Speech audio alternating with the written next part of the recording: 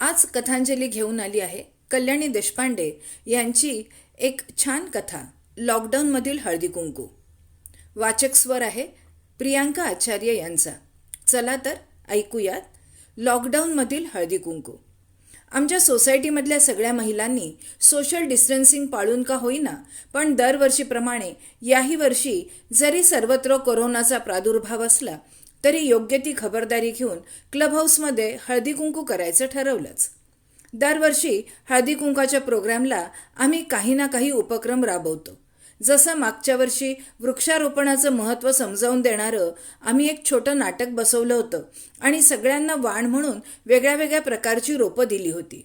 यावर्षी आम्ही सगळ्यांनी मिळून घरगुती मास्क बनवले आणि ते विक्रीसाठी ठेवले. त्यातून जे पैसे मिळाले त्यातून आम्ही रस्त्यावर कचऱ्याच्या पिशव्या विकणाऱ्या लहान मुलांना कपडे आणि खाऊचे पॅकेट्स घेऊन त्यांना वाटले. त्याशिवाय यावेळेसारखं घरी राहून राहून कंटाळवाणं झाल्यामुळे हळदी कुंकाच्या दिवशी कोणीतरी स्टँडअप कॉमेडी शो आयोजित करण्याची कल्पना सुचवली. महिलांपैकी एकीच्या ओळखीचे एक स्टँडअप कॉमेडियन आम्हाला सापडले. त्यांनी यायचं मान्यही केलं. वेगवेगळ्या कॉमेडी किस्स्यांबरोबर गमतीदार आडनावावरून कसे विनोद निर्माण होतात हे सादर करण्यात त्यांचा हातखंडा होता. त्यामुळे त्यांनी आम्हा सगळ्या महिलांच्या नावांची लिस्ट मागून घेतली. त्या लिस्टमधून त्यांनी काही जणींना सिलेक्ट केलं आणि त्यांना स्टेजवर बोलवण्यात येईल याची कल्पना दिली. माझं नाव बघून त्यांच्या शोसाठी ते अनसुटेबल असल्यामुळे त्यांनी मला प्रेक्षकांमध्येच बसण्यास सांगितलं. आधी आमचा एकमेकींना हळदी कुंकू आणि वाण देण्याचा कार्यक्रम पार पडला. कार्यक्रमात आम्ही सगळ्या 6 फीट अंतरावर खुर्च्यांवर बसलो होतो आणि हळदी कुंकू लावण्यासाठी आम्ही बाजारातून special corona fame Haldi Kunku stick आणली होती, जी 6 फीट लांबीची होती आणि तिच्या टोकाला स्त्रिया हळदी कुंकू लावताना जशी हाताची मुद्रा करतात तसा प्लॅस्टिकचा हात होता. प्रत्येक वेळेस हळदी कुंकू लावल्यावर तो सॅनिटाईजही करण्यात येत होता. यावेळेस ओटी आणि तिळगुळाचे सॅनिटाईज केलेले पॅकेट्स देण्यात आले. तसेच वाण म्हणून सॅनिटायझरच्याच बाटल्या देण्यात आल्या. आमचं एकमेकांना हळदी कुंकू आणि वाण देऊन झाल्यावर कॉमेडी शोला सुरुवात झाली. एकाहून एक गमतीदार विनोदी किस्से कॉमेडियन सांगत होते. त्यामुळे हळदी कुंकाच्या कार्यक्रमाला एक वेगळीच खुमारी आली होती. कार्यक्रमाच्या शेवटी त्यांनी सांगितल्याप्रमाणे आडनावावरून विनोद हा कार्यक्रम सुरू झाला. कॉमेडियन महाशयांनी लिस्टमधलं एक नाव वाचलं आणि सभोवताली बघत म्हटलं, महिलांनो, तुम्ही आजपर्यंत अनेक चमत्कार बघितले असतील, पण आता जो होणार आहे तो अत्यंत दुर्मिळ चमत्कार आहे. सगळ्यांची उत्सुकता ताणली गेली. कोणता चमत्कार असेल बुवा हा, असा सगळ्याजणी विचार करू लागल्या. याला अपवाद होता तो फक्त 2 महिलांचा, ज्या शांतपणे खुर्चीला मान टेकवून डुलकी घेत होत्या आणि त्याच 2 महिलांची नावं कॉमेडियन महाशयांनी घेतली. मी स्टेजवर गोरे कावळे वहिनी आणि काळे बगळे वहिनींना आमंत्रित करतो.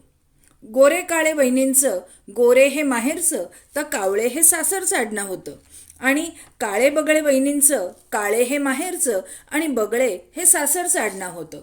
आपल्याला बोलवलंय हे त्या दोघींच्याही ध्यानी नव्हतं. दोघींची मस्त ब्रह्मानंदी टाळी लागली होती. त्या उठत नाही हे बघून शेजारच्या वाघसिंह वहिनींनी त्यांच्यावर गुरकावून त्यांना खडबडून जागं केलं. तशा त्या दोघी गोऱ्यामोऱ्या होत अवेळी झोपण्याचं स्पष्टीकरण देत गोरे कावळे वहिनी म्हणाल्या, अहो नातू लहान आहे माझा, रात्री झोपतच नाही हो, काय करणार. काळे बगळे वहिनी तर अजूनही थोड्या झोपेतच होत्या. हे बघा, मी म्हटलं होतं की नाही चमत्कार. कधी काळे बगळे आणि गोरे कावळे असे बघितलेत तुम्ही, पण इथे मात्र दोन्ही उपस्थित आहेत, कॉमेडियन म्हणाला. त्यांनी असं म्हणताच माझ्या बाजूच्या गंभीर आळशी वहिनी म्हणाल्या, हा होय चमत्कार. हा चमत्कार आम्ही अनेक वर्षांपासून रोजच बघतोय, त्यात काय मोठं. मला वाटलं काही वेगळंच असेल बाई. पुढे कॉमेडियन महाशय म्हणाले, गोरे कावळे आणि काळे बगळेंना डरकाळी फोडून उठवणाऱ्या वाघसिंह वहिनी आधी स्टेजवर या. असं त्यांनी म्हणताच वाघसिंह वहिनी इकडे तिकडे रागाने बघत गुरकावत शेपटी झटकल्यासारखा आपला शेपटा झटकत स्टेजवर गेल्या. तेवढ्यात क्लब हाऊसमध्ये घाईघाईने एक वहिनी शिरल्या. त्यांना बघून कॉमेडियन म्हणालेच, तुरु तुरु चालत आत्ताच कार्यक्रमाला येणाऱ्या उंद्रे मांजरेकर वहिनी, स्टेजवर या तुम्ही पण. त्यांनी असं म्हणताच खरंच त्या वहिनी उंदरासारख्या तुरुतुरू चालतच स्टेजवर पोचल्या आणि साडीत पाय अडकून 6 फुटांवरून पडल्या. कारण अहो स्टेज 6 फूट उंच होतं ना. पण पडल्या तरी त्या खाली नाही कोसळल्या. 2 पायावर शक्तिमानसारख्या खट्ट उभ्या राहिल्या. त्यांना असं उभं राहिलेलं बघताच कॉमेडियन महाशय म्हणालेच, आत्ता मांजरेकर शोभलात वहिनी. सगळीकडे हाशा पिकला. पुढं ते म्हणाले, बघा आणखीन एक चमत्कार. उंदरे मांजरेकर आणि वाघसिंह नावात का होईना एकमेकांसमोर उभे राहिलेत. त्यानंतर मी आता पाचारण करतो कोल्हे हरिणे वहिनी आणि लांडगे काळवीट वहिनी यांना. त्यांनी असं म्हणताच कोल्हे हरणे वहिनी लांडगे काळवीट वहिनींपासून थोडं अंतर ठेवून घाबरत घाबरत चालू लागल्या. त्यांना तसं बघताच लांडगे काळवीट वहिनी म्हणाल्या, का हो वहिनी, काय एवढ्या दुरून चालल्या? तुम्ही तर 6 विताच्या ऐवजी 10 वित अंतर ठेवलंय. त्यावर कोल्हे हरणे वहिनी म्हणाल्या, अहो आधीची गोष्ट वेगळी होती, तेव्हा मी कोल्हे होते, पण आता हरणे आहे ना म्हणून भीती वाटली. यावर हसत हसत लांडगे काळवीट वहिनी म्हणाल्या, अहो मग मुळीच घाबरू नका, कारण मी तरी कुठे लांडगे राहिली, आता काळवीट नाही का झाले मी. असं म्हटल्यावर कोल्हे हरणे वहिनींना हायसं वाटलं. दुरूनही मी त्या वहिनींचं आडनाव ओळखू शकतो. त्या हिरवे फडके वहिनींना मी स्टेजवर आमंत्रित करतो, असं त्या विनोदवीराने म्हणताच सगळ्यांच्या नजरा त्या दिशेने वळल्या आणि सगळे खुसूखुसू हसू लागले. योगायोगाने हिरवे फडके वहिनी मास्क म्हणून हिरवा रुमालच नाकाला बांधून आल्या होत्या. त्यानंतर मी केळकर बोरकर वहिनी तसंच जामकर आंबेकर वहिनींना स्टेजवर आमंत्रित करतो. त्या दोघी स्टेजवर गेल्यावर विनोदवीर म्हणाले, काय हो फळांच्या टोपल्या कुठे आहेत? त्यावर दोघी हसत हसत म्हणाल्या, फार जड होत्या ना म्हणून आम्ही त्या स्टेजवर आणल्याच नाहीत. बघा भगिनींनो, जाम म्हणजे पेरू आणि आंबा कधी एका ऋतूत मिळतो का? सगळ्याजणी एका सुरात नाही असं म्हणाल्या. पण तुमच्या सोसायटीत हा चमत्कार घडलाय. पुन्हा सगळ्या बायकांमध्ये हास्याची लकेर उमटली. यानंतर स्टेजवर मी ज्यांना बोलवणार आहे त्यांचं नाव ऐकून घाबरायचं नाही तर मी आमंत्रित करतो भूत राक्षस वहिनी यांना. भूत राक्षस वहिनी मोठ्या मोठ्या ढांगा टाकत क्षणात स्टेजवर पोचल्या आणि कॉमेडियन महाशयांच्या कानात त्यांनी जोरात भक केलं. बाप रे, मी फारच घाबरलो. आता मला धीर यावा म्हणून मी आमंत्रित करतो देव संत वहिनींना. असं त्यांनी म्हणताच देव संत वहिनी अगदी शांतपणे संथपणे आल्या आणि स्टेजवर स्थानापन्न झाल्या. काय हो, केव्हापासून मी बघतीये, एक एक जणींना बोलवताय तुम्ही, माझं नाव कधी घेणार? एका वहिनींनी मोठ्याने कॉमेडियन महाशयांना विचारलं. तुमचं आडनाव अगदी सार्थ केलंय वहिनी, याचीच मी वाट बघत होतो. आता मी दांडगे गुंड वहिनींना आमंत्रित करतो. या वहिनी. आता मी ज्या वहिनींचं नाव घेणार आहे ते ऐकून तुमच्या मनात वात्सल्य रस जागृत झाल्याशिवाय राहणार नाही हे नक्की.